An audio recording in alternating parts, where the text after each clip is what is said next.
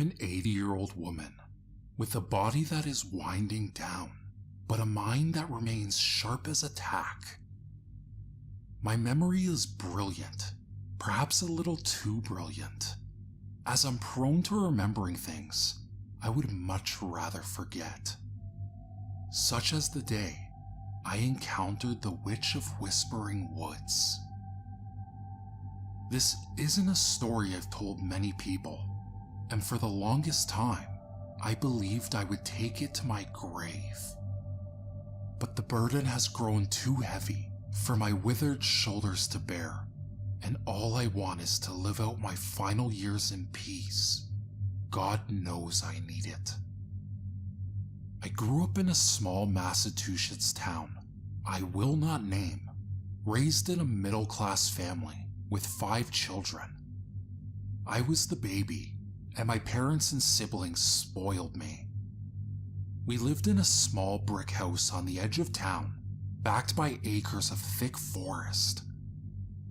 The forest was known as Whispering Woods, and had been the topic of childhood nightmares for generations.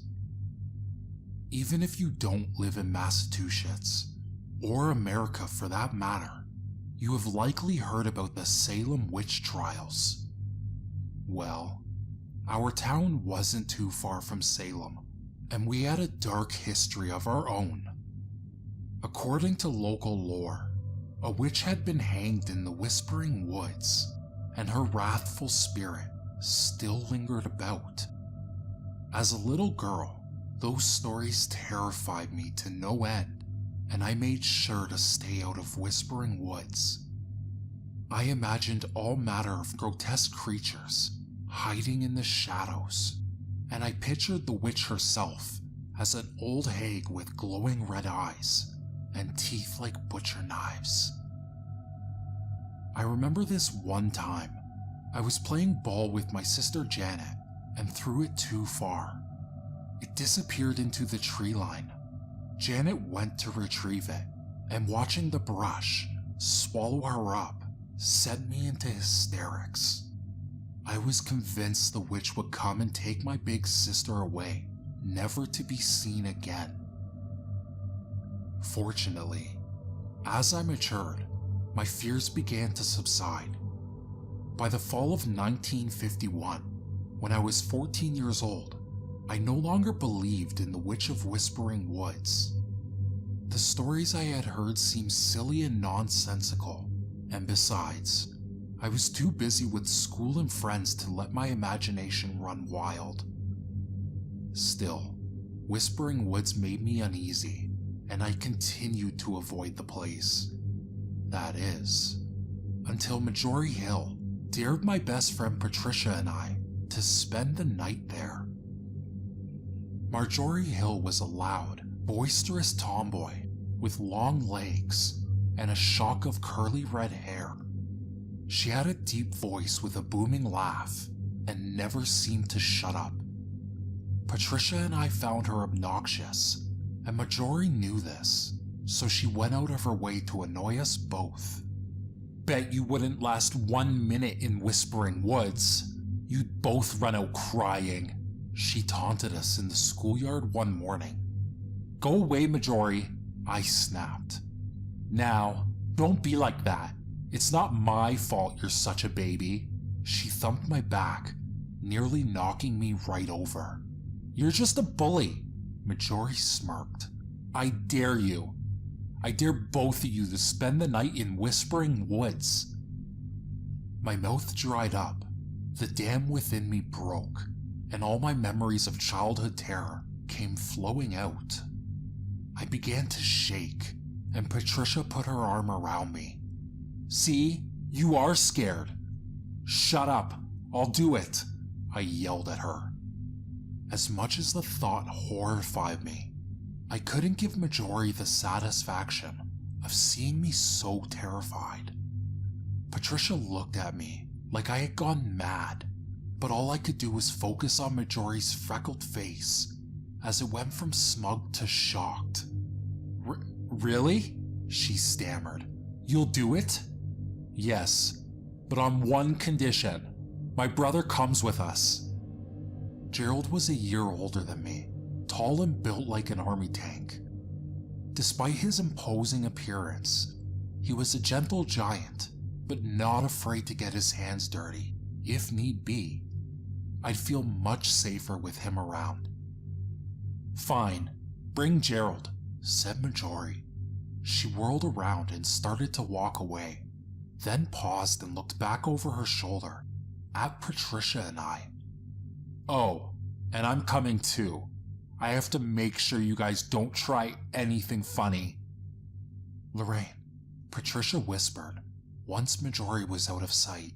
"Are you sure about this?" "No," I admitted. "But maybe if we prove that we aren't babies, she'll leave us alone." I'm aware of the faults in my own logic, but remember, I was young and prideful, and my anger had clouded my judgment. Now, looking back, I realized that taking Majori's dare was the biggest mistake of my life. I wish more than anything that I could go back in time and change what happened, set events rolling in a different direction. By telling you my story, I am also confessing my wrongdoings, and although I don't expect forgiveness, I hope you can understand why I did what I did. The plan was to set up camp in Whispering Woods and spend the whole night there, leaving only after the sun came up. When I told my parents about the plan, they were skeptical, given my past fear of the woods, but I didn't tell them about the dare. "Patricia and I thought it might be fun," I lied. "Besides, we'll have Gerald with us." It took some convincing, but eventually my parents agreed, as long as we didn't go too deep into the woods. I called Patricia, and she told me her parents had also agreed to the trip. Everything was set, and at 5:30 in the following evening, Gerald and I left our house with our tent, food, water, sleeping bags, and whatever else we might have needed. We met up at the head of the main trail with Majori and Patricia. It was Majori, of course, who took the lead. "We'll camp out in the clearing," she announced.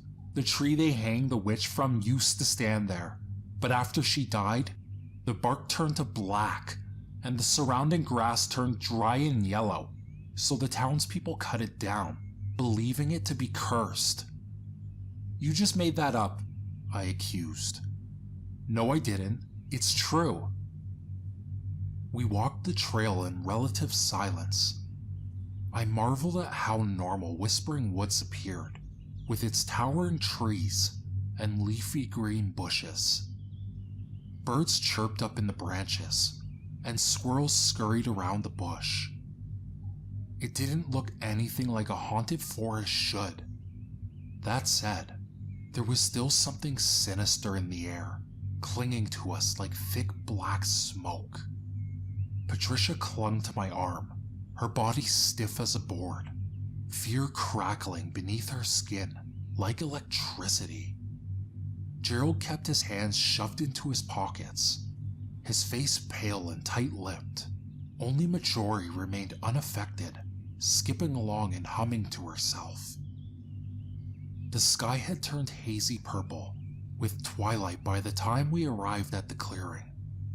We set up camp, and I helped Gerald build a fire. I found myself jumping at every snapping twig and every bird call. My terror of this place was creeping back in. Majori noticed, and she began to laugh. "Poor Lorraine," she sneered. "I knew you wouldn't last." "Leave her alone," said Gerald. "Look," Majori pointed. "There's the stump of the old tree." The four of us walked over to investigate. The stump had dozens of rings, indicating it was very old. Majori groaned and muttered, "It looks normal." "See? You did make that story up." "Did not." Okay. Gerald waved his hand between us. "Let's go back to camp." We cooked dinner and sat around the fire for a while, talking about everything and nothing. By that point, the sky was pitch black, veiled in clouds, with no moon or stars in sight.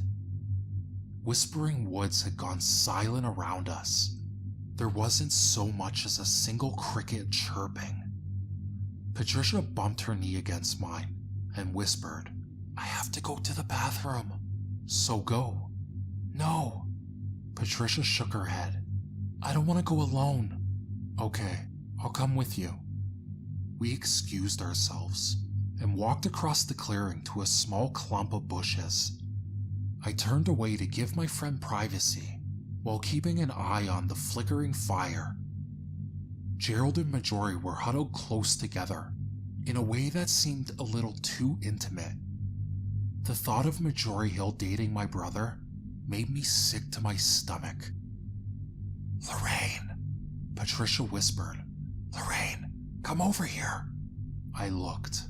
She was standing on the opposite side of the bushes, and although I could only make out the shadows and shapes, I sensed that she was spooked. "What's wrong?"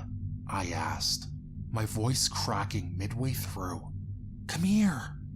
I went to stand next to her, clicking my flashlight and casting it across the forest floor. I was not prepared for what I found.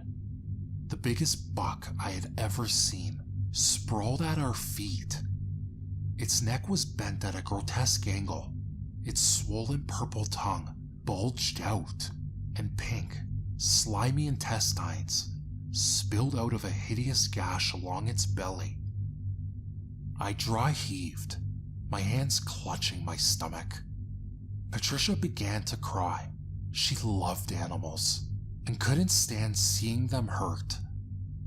I put my arm around her and guided her back to camp. "What's wrong?" Gerald demanded, jumping to his feet. "Dead deer," I mouthed over Patricia's curly strawberry blonde head. My brother took my flashlight from me and went to investigate himself. Patricia and I sat down next to Marjorie, who was braiding blades of grass together. A minute later, Gerald came back, looking pale. "What on earth could have done that?" he said. "A wolf? Or maybe it was a bear?" "I don't know. Maybe we should leave," Marjorie said.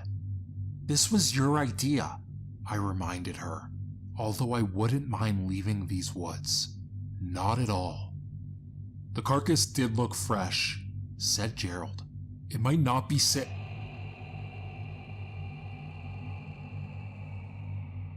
He was cut off by a shrill, blood-curdling scream from the direction of the dead buck. It was so loud it made the leaves on the trees shake. I clamped my hands over my ears and fell back while Patricia gripped my arm like a vice and wailed. Gerald shouted for us to stay calm. Marjorie jumped up and ran like every demon in hell was chasing her. "Hey!" I screamed. "Get back here, you coward!" "What the hell is she doing?" Gerald hollered. Patricia shrieked and pointed. Gerald and I followed her gaze to two tiny specks of light floating between the trees. The realization that they were eyes hit me like a freight train, and my legs gave out. I collapsed to my knees, shaking, and Gerald put his hand on my back. "Get up, Lorraine. Come on, get up."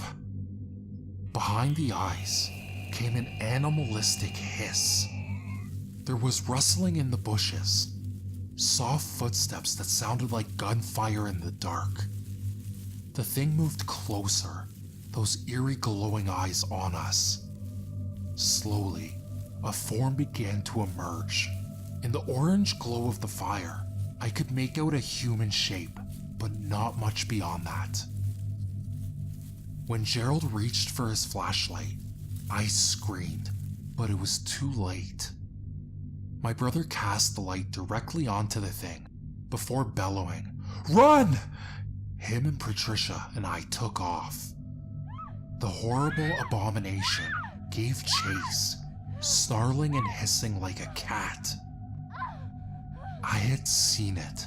In the split second between Gerald shining his flashlight and yelling at Patricia and I to run, I had seen the Witch of the Whispering Woods.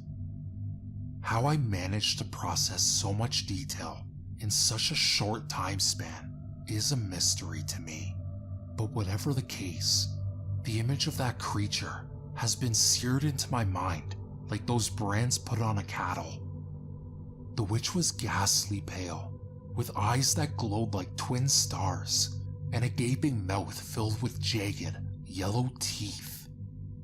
Wisps of flyaway hair clung to her scalp. Her neck was abnormally long. Her back was so hunched that she moved like a gorilla, bony knuckled hands scraping the forest floor. She howled, hissed, shrieked, and cackled as she lumbered after us. We kept on running, screaming for help even though we knew no one would hear us. At one point, I lost my shoes. Sharp rocks, twigs, and brambles cut my feet, but my terror drowned out the pain. My lungs were on fire. My throat was raw from screaming. I thought I knew true fear. Oh, how I was wrong. A root caught my foot and sent me sprawling face first. My nose broke, spilling hot coppery blood down my chin. Gerald and Patricia, who hadn't noticed, disappeared around the bend in the trail. Immediately, I felt the witch's hot, rancid breath on the back of my neck. She twisted her fingers into my hair and wrenched my head back. I screamed as loud as I could, but to no avail. The witch brought her dry, blackened lips to my ear and hissed, "I am dead." I'm not ashamed to admit my bladder let go. The sharp scent of urine mixed with the foul aroma of the witch's breath, and I nearly passed out. Just as the witch clamped her vicious teeth around my neck, Gerald came tearing back down the trail, his fists swinging, his face red and twisted into an ugly mask of pure rage. With one powerful thrust of his leg, he kicked the witch in the head, hard enough that her neck snapped back with an ear-splitting crack. The witch shrieked and dug her talons into my back, piercing my skin. Gerald kicked her again, and finally, the horrible creature rolled off of me. "Come on!" Gerald yelled. I staggered to my feet, and so did the witch. Her neck was snapped in two, just like the buck's, but she seemed unfazed, her eyes blazing, her lips curled back in a furious snarl. "Go!" Gerald bellowed. I took off again, sobbing hysterically, knowing my brother probably wouldn't come back. I caught up with Patricia, who had collapsed, crying and vomiting up her dinner. We heard thundering footsteps and looked up to see a mob of men from the town approaching. One of them scooped me up and cradled me close. Father. "It's okay, little one." His normally gruff voice, gentle and serene. I tried to tell him that Gerald was still in the woods with that thing, but I could only babble incoherently, unable to string together a coherent sentence. Thankfully, my father seemed to understand. He handed me to my mother and followed the other men into Whispering Woods, each carrying a weapon, charging like soldiers into battle. Most of the town, it seemed, had gathered at the edge of the woods. I saw Marjorie sobbing in her mother's arms and wanted to scream at her father for leaving us behind, but I couldn't. I knew she was the only one who had alerted the townspeople about our situation, and for that, I had to be grateful. From the woods came ungodly screams and gunshots. Smoke rose from the treetops, and I swore I could smell blood. 5 minutes later, Father returned, with him, clutching shredded mass of blood, flesh, and fabric that had once been my brother. That's when I passed out. Gerald was buried in the town's cemetery. He and 4 others died in the woods that night. The men had shot the witch until she retreated, growling and dripping blood. Our campsite was discovered the next day, all our belongings torn to shreds. Fragments of the witch's fingernails were found embedded in my back. My broken nose never quite healed, and years later, when plastic surgery became an option, I chose not to have it corrected. I wanted to remember what I'd been through and what happened that night. My mother was catatonic for months after Gerald's death. Majori's family left town a year later, leaving the carnage behind. Patricia and I remained best friends, our bond deepened by our horrific ordeal. Years passed. I married and moved to Boston, raising a family of my own. I would often visit my childhood home, of which I still had countless good memories, but I could never escape the shock of what I'd seen, the guilt of what I've done. To this day, I blame myself for my brother's death. Whispering Woods still stands to this day as if nothing ever happened. I know the witch is still there, and sometimes I wonder if she remembers us. I wonder if she knows Patricia and I are still alive. The wounds on my back left ugly purple scars.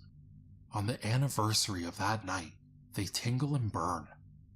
Every now and then, I have nightmares of that horrible face leering at me from the shadows. I can still hear the sounds that creature made as it chased us. I can still feel and smell her breath. So there you have it.